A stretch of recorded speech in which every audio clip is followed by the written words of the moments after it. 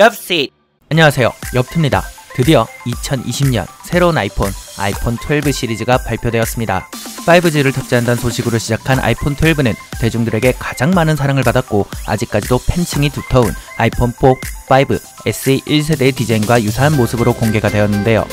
아이폰 11처럼 후면은 글래스로 처리가 되었지만 소재는 항공 우주 등급의 알루미늄으로 변경되었고 안테나의 자리도 일부 변경이 되었다고는 하지만 여전히 라이트닝 케이블을 쓰는 건 좀 불만스럽습니다. 전작인 아이폰 11처럼 LCD가 탑재되지 않을까라는 우려와는 달리 아이폰 11 프로의 스펙과 거의 동일한 슈퍼 레티나 XDR을 탑재하였다고 하는데 마찬가지로 최고 밝기는 1200니트로 HDR10과 HLG도 모두 지원하며 패널이 LCD에서 OLED로 변경되었기 때문에 결과적으로 베젤의 크기 또한 줄은 것으로 보이지만 여전히 그대로인 노치는 꽤나 실망스럽네요. 주사열에 대한 언급이 따로 없었으므로 기존의 60Hz를 고수한 것으로 보이는데 현존하는 다른 브랜드의 플래그십 라인업들 뿐만 아니라 20만원짜리 중급기도 120Hz를 지원하는 걸 생각해보면 이 부분은 좀 아쉽다 생각합니다. 전면 유리의 코팅은 나노 세라믹 크리스탈을 적용한 코닝의 세라믹 실드를 탑재했다고 하는데 낙하 테스트에서 전작 대비 4배가량 더 나은 성능이라 발표한 것으로 미뤄보아 갤럭시 플래그십 라인업에 새롭게 탑재된 고릴라 글래스 빅터스와 유사하거나 약간 더 높은 성능을 보여줄 것으로 기대가 되네요. 프로세서는 아이패드 에어 4세대 발표 때와 동일한 5나노 공정의 A14 바이오닉 칩셋을 탑재했다고 하는데 A13보다 40% 많은 양의 트랜지스터를 탑재하여 성능을 높였다고 하지만 이미 유출된 벤치마크에서 기대했던 만큼의 성능 향상이 없는 것으로 나타났기 때문에 크게 실체감이 되지는 않을 것으로 보이고 카메라의 향상도 일부 보이는데 f1.8에서 1.6으로 향상된 조리개 값을 가진 광각 카메라가 새롭게 탑재되었고 이에 더불어 스마트 HDR3와 초광각과 전면 카메라에서의 야간 모드 그리고 야간 모드에서의 타임랩스 지원 등이 추가되었으며 특히나 고사양의 머신이 필요한 돌비비전 10비트 HDR 비디오를 스마트폰으로 촬영하고 편집까지 가능하게 한 것은 꽤나 인상적이었네요. 이전 이벤트에서 언급했던 대로 어댑터는 빠져버렸고 심지어 번들 이어폰마저도 빠져버려서 휴대폰과 케이블, 설명서만 달랑 들어있는 패키징은 솔직히 조금 충격적이었는데 물론 이벤트에서 발표했던 내용처럼 너무 많은 충전기가 이미 시중에 풀려있는 것도 사실이고 탄소 배출량을 줄여 환경을 보호하겠다는 명분 자체도 어느정도 납득이 되긴 하지만 원가 절감을 꼭 이딴 식으로 해야 하는 비판은 피해나가기 힘들 것으로 보입니다. 색상은 블랙, 화이트, 프로덕트 레드, 그리고 아이패드 에어 4세대의 그것과 유사한 민트, 애플워치 6의 메인 컬러인 블루 이렇게 5가지로 출시되었고 용량은 64, 128, 256기가 3가지이며 가격은 아이폰 12 미니가 95만원부터 아이폰 12가 109만원부터라고 하네요.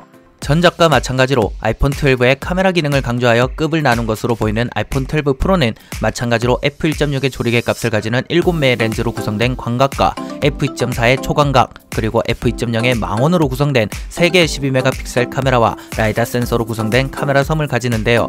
A14 칩셋의 ISP, CPU, GPU 등을 100분 1로 활용하여 지금보다 더 높은 성능으로 이미지를 처리하는 것이 가능해졌으며 새롭게 탑재된 애플 프로 로우는 디퓨전을 최대한 활용, 이를 로우 포맷과 결합, 전문가로 하여금 다양한 컴퓨테이셔널 포토그래피 기능을 로우 포맷에서 사용할 수 있게 하였다고 합니다만 이걸 저를 포함해서 실제로 사용하시는 분들이 몇이나 될까 싶기는 합니다.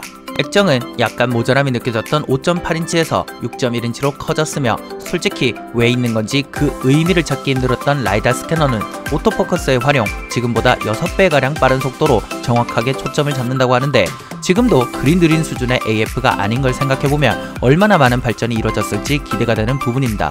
색상은 그래파이트, 실버, 골드, 그리고 퍼시픽 블루 이렇게 4가지인데 무채색 성애자이긴 하지만 메인 컬러인 퍼시픽 블루보다는 오히려 골드가 더 잘 빠진 것 같다는 인상이 남긴 하네요. 용량은 128, 256, 512기가 3가지이며 가격은 전작보다 4만원가량 내린 135만원부터라고 하네요.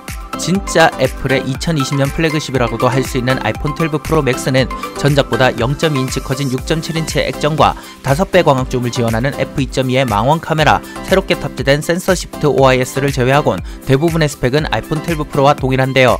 기존 11 시리즈에 탑재되었던 OIS도 매우 훌륭한 수준이었던 걸 감안해보면 DSLR 카메라에 탑재되는 시스템과 유사한 방식을 사용했다고 하는 센서 시프트 OIS가 유독 기대가 되는 부분입니다. 색상과 용량은 아이폰 11 프로와 동일하고 가격은 전작보다 6만원가량 내린 149만원부터 라고 하네요. 아이폰 12와 함께 공개된 애플의 액세서리 라인업인 맥세이프는 약간은 뜬금없다는 인상이 남았었는데요. 아이폰 12 내 자석, 센서들과 연동하는 방식의 액세서리로 보다 일체감 있게 아이폰을 사용할 수 있도록 설계된 친구들로 보입니다. 다른 친구들은 크게 관심이 가질 않았고 폴딩 방식의 충전기는 조금 탐이 나긴 했는데요. 애플의 액세서리는 투명 케이스 하나에 59,000원이란 깡패도 저리 가라 할 가격이다 보니 조금 망설여지는 게 현실인 것 같습니다. 제가 준비한 영상은 여기까지이며 대부분 유출되었던 내용과 동일한 것으로 보이는데 다른 부분이야 뭐 워낙에 끝나누길 잘하는 애플이니까 뭐 그럴 수 있지 정도로 납득이 가긴 하지만 무엇보다 120Hz의 주사율이 빠졌다는 사실은 솔직히 좀 시대착오적이지 않나 하는 생각이 남고, 그나마 조금 끌리실 쪽은 12나 12 프로보다는 미니나 프로 맥스 쪽이 아닐까 하는 생각이 드네요. 그래도 항상 발매 시기가 느렸던 지금까지와는 달리 1.5차 출시국 정도로 당겨진 것은 꽤나 반가운 소식이 아닐까 합니다. 제품과 관련된 질문과 의견은 아래에 댓글로 남겨주시면 제가 아는 한 최대한 답변 드리도록 하고, 저는 또 맛있고 유익한 영상들로 찾아뵙도록 하겠습니다. 또 봬요.